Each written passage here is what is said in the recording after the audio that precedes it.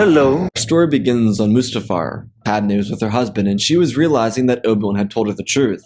Anakin had changed. He wasn't quite himself. There was a madness covering his aura, and it was scaring her. She mentioned during the war that there was someone inside of him that always made her uneasy, and now she was seeing it again. The maddened state of Anakin Skywalker was terrifying. There was no reasoning with him as he told Padme he no longer wanted to hear about Obi Wan. The Jedi had betrayed him. His madness continued to rise until his eyes caught sight of something in the corner of them. When he looked over, he could see Obi Wan standing at the top of the ramp, looking down at him. Truthfully, this was a bit terrifying for Anakin. He thought his master had perished in the purge, but this was confirming that despite the effectiveness of the clones, some Jedi were far too talented to be killed. Obi Wan walked down the ramp slowly, and Anakin stepped back a little. He was intimidated. It wasn't like Obi Wan had done anything to him. He wasn't inside the temple before everything happened. He was kind and generous to him before he left for Utapau. Obi Wan had to return to his temple in shambles, and now he was here to fight Anakin, presumably to kill him. Anakin could see the wear and tear on Obi Wan's face. He was tired, broken, and ready to end this all. Anakin placed his hand on his belt as the madness within him slowly fell. He looked at Padme with a face of betrayal, like she had brought him here to kill him. But that wasn't the case. She was just as confused to see Obi Wan as he was. She demanded to know why he was here as he turned his head over to her and told her that he was here to do what he must. Obi Wan put himself between his longtime friend Padme and between Anakin. Skywalker didn't like this, but his heart was consumed with fear and anger. The dark side was powerful and it was with him, but he didn't know if he could go any further. Anakin always held such resentment for his master, but at the same time, he harbored so much love and care for the man who practically raised him. It was a weird, teetering feeling for Skywalker, but at the end of it all, he had just destroyed the Order, and Obi-Wan was here, not for revenge, but to give him one final lesson.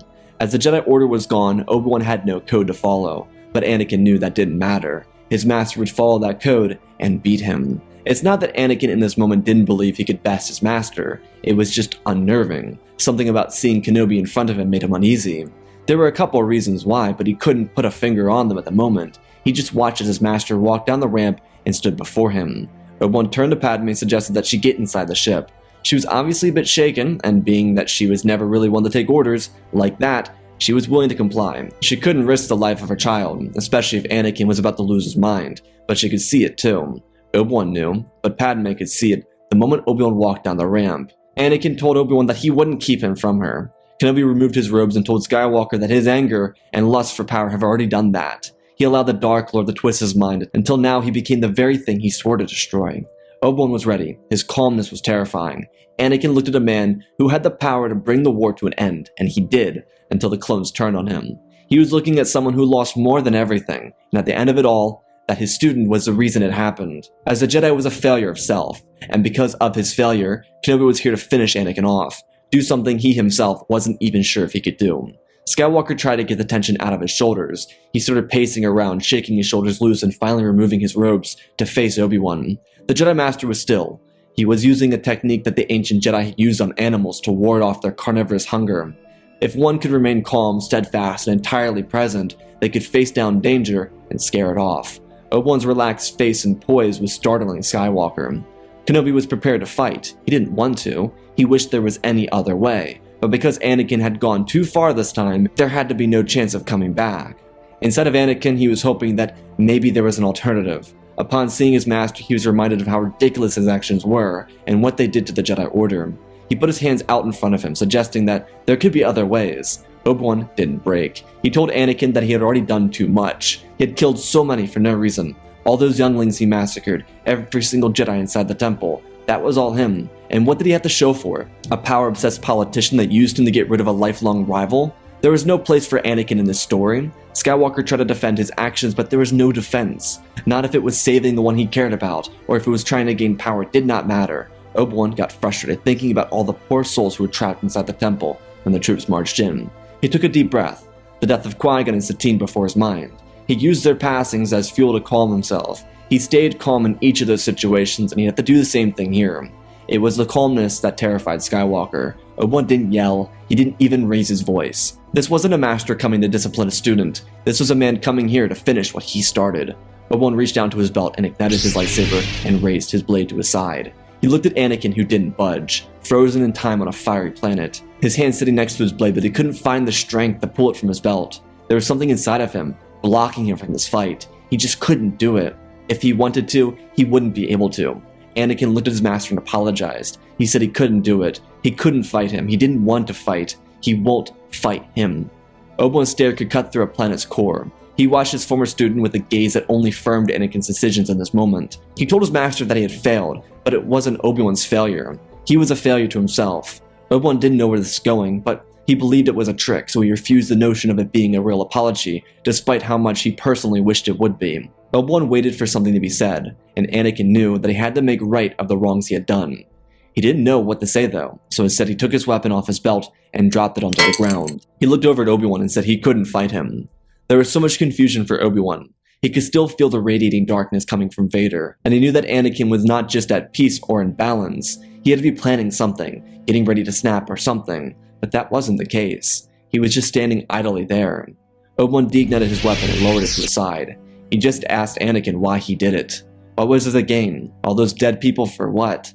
Anakin just looked at Obi-Wan with a blank expression. He thought he'd be doing the right thing, but it all happened so fast. After he cut Windu's hand off, he just did what he was supposed to do. But not even that made sense to him. All he wanted was to save Padme, and in the process of all of it, he lost himself. Obi-Wan pulled Anakin's lightsaber with the Force and held it. He stepped back slowly. He didn't know who Anakin was anymore, but he couldn't stand here and try to forgive him. That'd be impossible. Anakin needed to learn to forgive himself, and more than that, learn how to think for himself. Obi-Wan walked back and watched Anakin. He didn't move. Obi-Wan's face wore so much pain, and Anakin thought of the words to say, but there's no excuse. Kenobi just looked at his former student and told him he loved him like a brother. He couldn't have ever imagined him falling so low. He turned and grabbed his robe and walked into the ship, the ramp closing up behind him and the vessel lifting off on the surface. Anakin just watched as it flew away. He didn't know what to do, where to go, who to be. Who was he? Was his anger with the council justified? Were his actions in the executive building right? Did he really kill so many? He killed an unarmed Shak Ti in meditation. Did she deserve it? Did the younglings inside the council chambers and on the catwalks deserve to be slaughtered like cannon fodder? Most of the Jedi in the temple during the Purge weren't warriors. Most of them were priests, teachers, archivists, monks, and whatnot. They weren't the warriors that were on the front lines. They were loyal to the Force, to the Order, to their students. Their only defense was the little they learned, and they went up against the most elite corps in the Grand Army of the Republic. Anakin stood in silence. He felt anger. That power that resonated with him for the entire operation on Coruscant still sat within him, though the reasoning for doing it did not. He didn't know where Obi-Wan and Padme had gone, and he had to find out. Skywalker thought of what to do. He could wait for his master's word, or he could leave and try to find them. Inside of the ship, Obi-Wan walked to the cockpit of the ship and slumped down the seat in the back end of the area. He told Padme that he was sorry for sneaking onto her ship. She turned the chair around and took a deep breath, admitting that she had seen it before and never mentioned anything about it. Obi-Wan just nodded his head. He didn't blame her for it. It was out of her control. They sat in silence for most of the trip. There was so much left to be unsaid. But what was there to say? They mentioned a couple of things regarding the Purge, the child, and what would come, but nothing too deep. Padme needed this too. Her heart had been broken, but the love of one of her best friends was something so necessary for her in this moment. They returned to her home world where she'd be able to go to her family on the far side of the planet. Obi-Wan would be there with her as well, especially to support her through this arduous time. Due to Yoda having been defeated, or at least running from battle, Sidious was waiting, preparing to bring Vader back until he got a communication from Captain Panaka of the Naboo, a staunch supporter of Palpatine. He informed the newly crowned Emperor that the Senator's personal vessel had appeared over Naboo. This was something very important to Palpatine. Clones had reported Representative Binks' personal craft escaping the planet with 2 Jedi in tow. Perhaps there were other Jedi on Naboo. Sidious expressed that he would be there. He dispatched an elite commando squad to the planet as well, to capture the Senator. Anakin waited anxiously inside the Mustafar facilities. Was he waiting for Sidious to call, or was he waiting to follow his own fate? He didn't know. All he knew was that he was a failure of himself. He was meant to be a hero. Now he's just a nightmare, a cast-off, a villain, all done by his own work. He went to his ship and got in. He didn't know where he was going to go, but he was going. Luckily for him, he decided to go to the place that made him feel most at home. The madness had mostly subsided, especially due to Obi-Wan being present on Mustafar, so he was able to clearly think things through. With a bit of confusion albeit, Padme happened to go into labor while she was on the far side of the planet, and was rushed to a medical facility, where she would give birth with Obi-Wan by her side. She would survive the process and express her grief and feelings to her friend, not having the heart to tell her family, which adored Skywalker. The surprised twins, being named Luke and Leia, would be put into a separate room for a little while. As Obi-Wan was waiting with Padme, he could hear people shouting. He told Padme to stay where she was, as if she could leave, and he grabbed his weapon and moved forward and out of the room. Before he could see the panic of people, he felt Anakin's presence. Mustafar was close enough for Skywalker to get to in time. Obi-Wan laid eyes on Anakin, who stood in the hallway with a lost expression on his face. Kenobi then turned back to see a number of clone troopers. They were searching for the senator. Rage filled Anakin's face as he realized what was going on. Why were they looking for her? Obi-Wan stepped forward as the clones saw the Jedi and rushed down the corridor. They called out commands to the other troopers. These were just regs. The commando squad was just off-planet and had just arrived to do the Emperor's bidding. The clones rushed Obi-Wan and his blade ignited. He blocked the shots effortlessly and moved forward, cutting down the clones and then seeing the commandos rush forward. Anakin was still standing silently, watching Obi-Wan kill the troopers. Captain Panaka came running down the hall as Obi-Wan used the Force to launch him into another wall, not knowing whose side he was on. The 4 commandos were cut down by Obi-Wan before he ran back, completely ignoring Anakin and telling the medical droids they needed to get her out of here. The droids expressed that she shouldn't be removed, but that didn't matter. She needed to leave, and so did the twins. The family also had to be relocated. Obi-Wan was clearly panicking, but to him, this just meant that Yoda had failed. They hadn't been in contact simply because of what was happening at the moment. Yoda at this point assumed Kenobi had been killed as well, but a distress signal came from Naboo just in case Yoda was still alive. Anakin tried to ask what he was doing, but he was getting the silent treatment from both Obi-Wan and Padme. They needed to get her and the twins out before Sidious arrived. At least that's what they thought was coming. That wouldn't be the case though. The entire medical facility was locked down, thanks to Captain Panaka and the clones. The message they put out is that a Jedi captured the senator and she was in danger. It would be the perfect way to depict the Jedi. Obi-Wan Kenobi, master of the High Council, capturing and gutting a senator's family. He was well known too. It would make the Jedi look horrendous. Sidious could then take the children and Skywalker for himself, and be perfect. Because everything was locked down, and the gunships were dropping from the skies to lock down the facility, Obi-Wan, Padme, her family, and Anakin were trapped.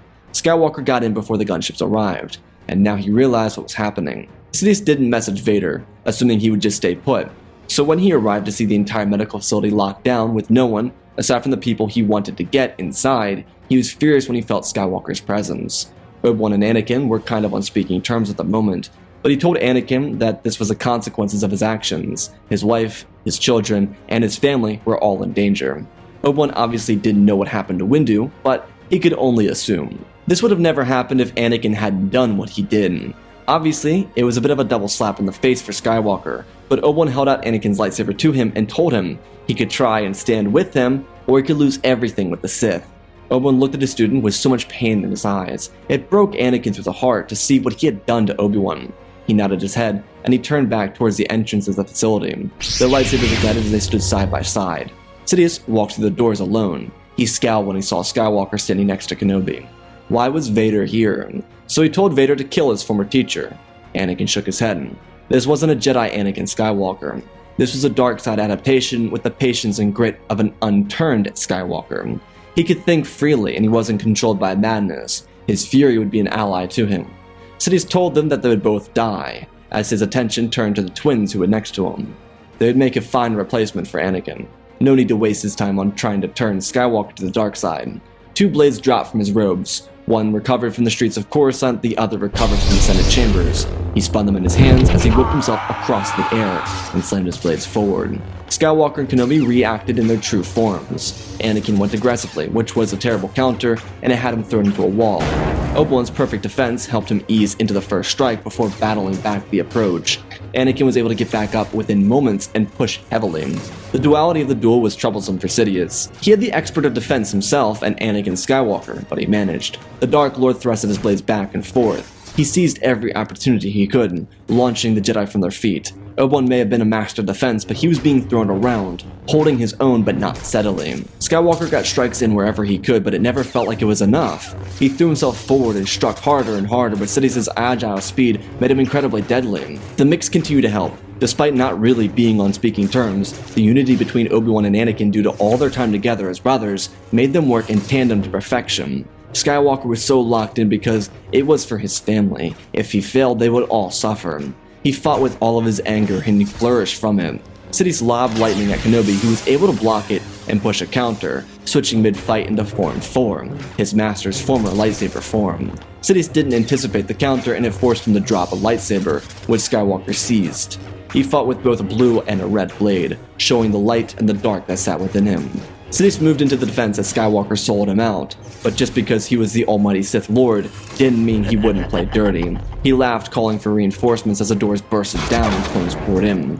Skywalker looked up at Obi-Wan, swiftly blocked a strike that could have ended Anakin's life. Skywalker didn't want to kill the clones, but he launched his lightsaber down the hallway, cutting through the reinforcements before using the Force to crush the ceiling. Anakin stepped back, parrying a strike that Obi-Wan narrowly avoided. The duo moved in harmony despite their distance, and it forced Sidious to use every trick he had. He focused on who he believed was the weaker link, but it proved to no avail. Obi-Wan could defend unlike anyone else, which allowed Skywalker's rage to be the defining element to bring the downfall of Sidious to fruition. Without using his anger, it wouldn't have worked, but he thrust it forward, his blue lightsaber slicing up Palpatine's forearm before the red blade slammed down across his shoulder. Kenobi got a hit in, slashing Sidious above the left eye before Anakin bashed Sidious's blade upwards and spun the blade behind his back and cut through the Sith Lord with precision and dedication. They weren't out of the clear. Clones detonated the walls and they broke through where the other clones had been killed. The Jedi just killed their Emperor. Anakin and Obi-Wan used the Force with all their strength to throw the clones backwards, sending them into a wall, through windows, and each other. Though, as they were doing this, the sound of screaming could be heard as Anakin and Obi-Wan looked for the next opponent when they saw Yoda launching himself through the clones, landing on their helmets and cutting down others around them before decapitating the clone he was on. He was speedy, deadly, and terrifying. Anakin saw this and knew he was probably going to have to fight Yoda. If he was put off by Obi-Wan on Mustafar, he was even more so by Yoda. When the Grandmaster caught a glimpse, he turned down the hall and started forward. Obi-Wan reacted. He didn't want to, but he had no choice. Yoda charged Skywalker, and Obi-Wan stepped in front, putting his hand out in front of him. Yoda stopped. He looked at Obi-Wan and then to the student behind him. Obi-Wan just said it was done. The body of Sidious now becoming visible to Yoda. Kenobi told the Grandmaster that Jedi don't seek revenge. If he was chasing revenge, then the Jedi Order was truly dead. Yoda looked at Obi-Wan and understood, before turning back. Anakin put his hand on Obi-Wan's shoulder. Kenobi turned back and pushed off gently. He looked at Anakin and told him that he didn't know if he could ever forgive him. Not now, maybe never. Anakin's face wore shame and pain as he listened. Obi-Wan looked down and said that one right does not correct 1,000 wrongs. Perhaps it was his own fault, but nothing would ever explain away what he did inside the temple.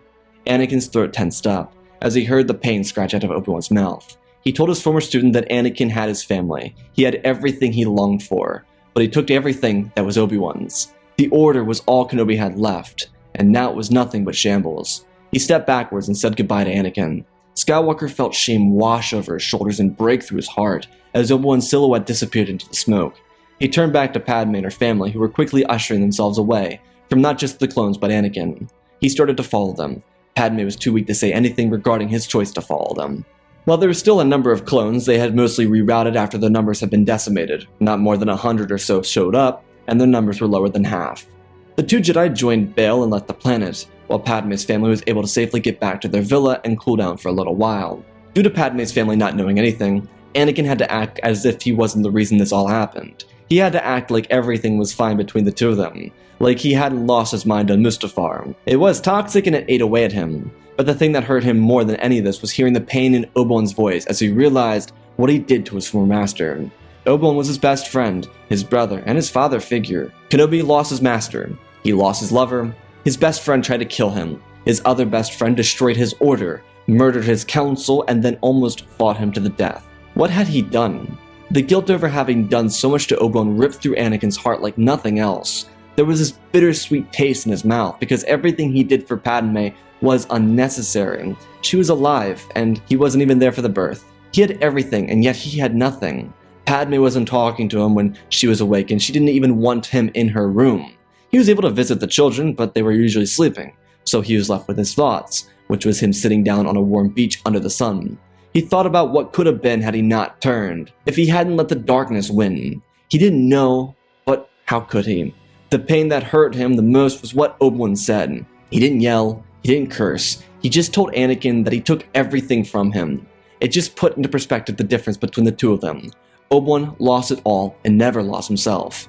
Anakin didn't even lose it all, but he threw it all away. It would take weeks to start talking to Padme on a regular basis again. By that point, she made it extremely clear that Anakin needed to see a therapist or psychologist or something. There was so much he clearly didn't understand about himself, and because of that, it was becoming dangerous to those around him. She was understanding of the fact that it didn't break the rules, but She had, by this point, thanks to Bail Organa, been able to see what he did inside the temple. Again, being that it wasn't illegal, there wasn't any legal ramifications, but the public backlash to the sites inside the temple rocked the Galactic Empire, which was being restructured due to the death of Palpatine on Naboo. Padme told Anakin that while there wasn't anything stopping them from having a relationship, his actions were ones that could not be undone, and they were a direct threat to not just Padme's family and their children, but everyone. He understood and told her that in his days of solitude and meditation, he realized what he needed to do, and he would work his hardest to be what she believed he could be.